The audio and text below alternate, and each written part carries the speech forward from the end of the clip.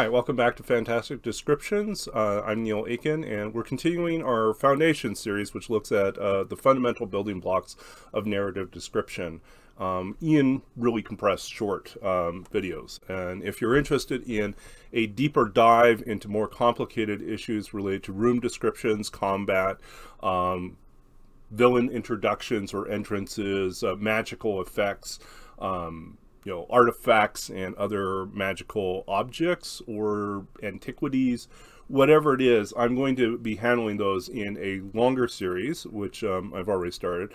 But if you want something that's quick, usually somewhere between 2 and 5 minutes long, that's the series right here. And hopefully it gives you sort of the working vocabulary and foundational concepts that will help you if you hopefully are going to go on further and listen to or watch the rest of the series. So today we're looking at details, or really we're going to go into more detail about detail. So why do we care about detail? I think it's very easy, and we see this in fantasy novels and a lot of other writing, to swing too far on the pendulum towards including tons of detail. And really, there's a sweet spot between having no detail in our description and having too much detail.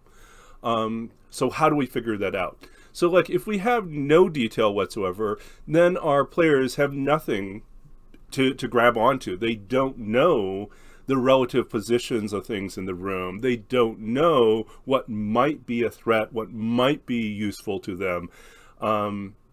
They don't know if there's anything that would be of interest in the room. If everything is described functionally and with, without any sort of clarifying or intriguing detail that might pull them in further. And so that type of zero detail world description usually does not work.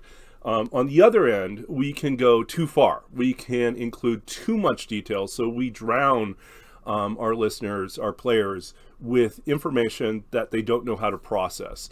And I think like in prose writing, in fantasy novels often, and there are many novelists that veer this path. I think sometimes you get a pass if you're reading something, because you can always pause and go back and reparse it and try to decide where the useful information was in there. And you say, oh yeah, that person did mention that thing that was important. So I think sometimes we're willing to give it a pass when we encounter it in text. But we're not in text when we're around the gaming table. When we're around the gaming table, we rely on people's ability to hear and process what is happening. And because they're relying on our verbal descriptions. And because of that, there is a limit, a threshold to what people can process in real time. So there are a few things that we need to look at in terms of that. One is like, what information are we giving them? Is all of it useful? And oftentimes it's not. That doesn't mean that we can't include red herrings, but it does mean that we need to pay attention to like the volume, how much information we're giving. So someone says, oh, I walk into the room and I start looking through the books, and if we start rattling off the titles of every single book on the shelf and describing the texture of the leather or the binding, we talk about the individual pages, we talk about the foxing on the inside of the pages of every single book. And then we go on and talk about sort of the colonies of ants that live within the room. We have zoomed in to such specific detail, but on every single thing in the room, that we've lost our players completely, because it is impossible to navigate that much detail. I think it is fun to do that for comical effect when someone rolls an outrageously high perception check or investigation. I think that there are moments when you can veer off that way, but everyone in the room should be, or virtually these days, should be in on the joke that it is really because they went way over the top. But the average investigation, the average perception, the average spot is only going to gather so much information, and it's going to do it very quickly. So prioritize what details are going to be the most prominent and what details are the most significant. So when someone looks at the scene, there are two things that they're paying attention to. One is prominence, and number two is it matching something they are currently looking for? So if you walk into the tool shed looking for a spade, you evaluate everything in the tool shed in terms of whether or not it's a spade. You may not notice that there is a snake in the tool shed as well. So those type of things. So you don't need to describe every single tool in the tool shed. You need to give them, a sense of like what things look tool-like or spade-like, and then maybe a few things that might not. And maybe everything in the room is static except for this one thing that is moving. And that moving thing then draws significance. So details. Find a middle ground. Choose something that is a handful of details that is just sufficient. I personally, if I have struggles with this, I write it out and think about like, okay, how much am I writing more than 5 lines to describe this room? If so, why? I mean, there are also rooms that just don't need that much description. There are objects, there are monsters that might not need that much description. You just need to give one prominent detail and one order of significance. The other concept that I think is linked to the idea of like how much detail can we give has to do with scope and size.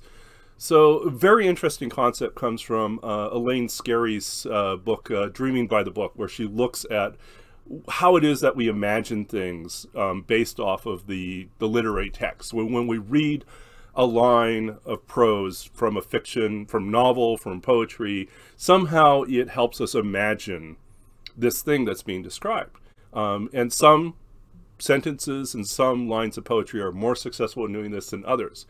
And one of the things that she identifies is sort of a fundamental limit in most of us in terms of our ability to imagine things in terms of size. And she talks about the fact that we collectively, as a human race, struggle to imagine in great detail anything larger than our own fist. And I thought this was a wonderful and fascinating idea, that whenever we try to imagine in great detail something larger, it's our own fist, or a skull sometimes is another comparative reference. Anything larger than that, we invariably end up with a more amorphous, hazed out version of the big picture. We zoom out and it becomes kind of bland and opaque, and we can't imagine it in our heads. Or we end up zooming in on part of it and focusing on that. So like the example she gives is like elephants. When we try to talk about an elephant, we end up focusing on one part of the elephant. When we talk about a car, we end up focusing on one part of the car. And if we try to talk about the entirety of the car, we'll end up zooming in on one part, and then we'll move our camera to another part, and then to another part, and then we'll zoom out to see the totality, but the totality is not in the same level as detail as the individual moments when we zoomed in.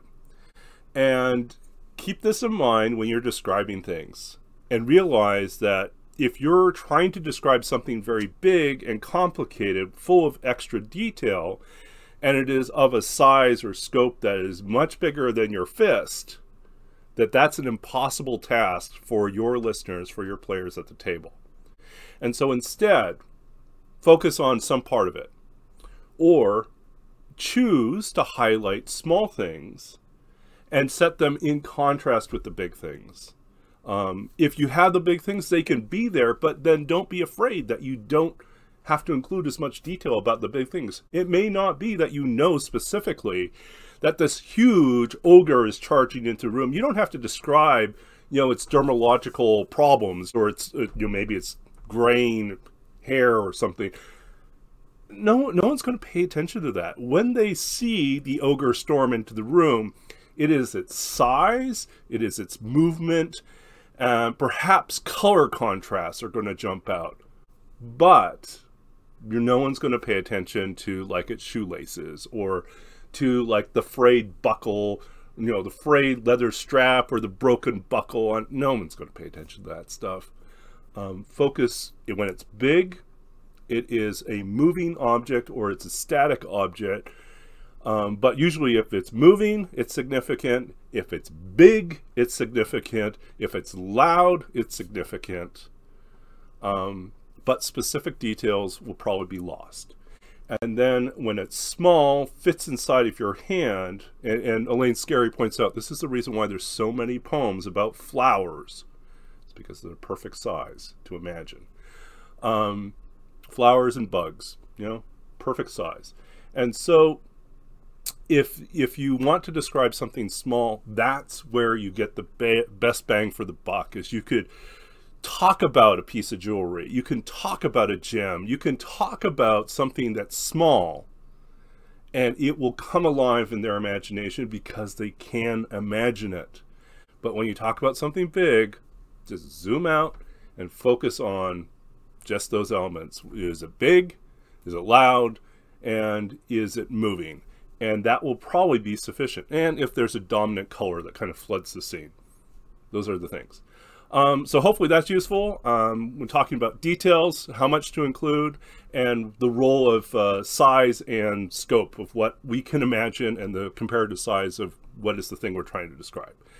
So if this is helpful, please like this, share this, subscribe to this channel, and check out the other videos. And I'll be back with more. Take care, and we'll see you again.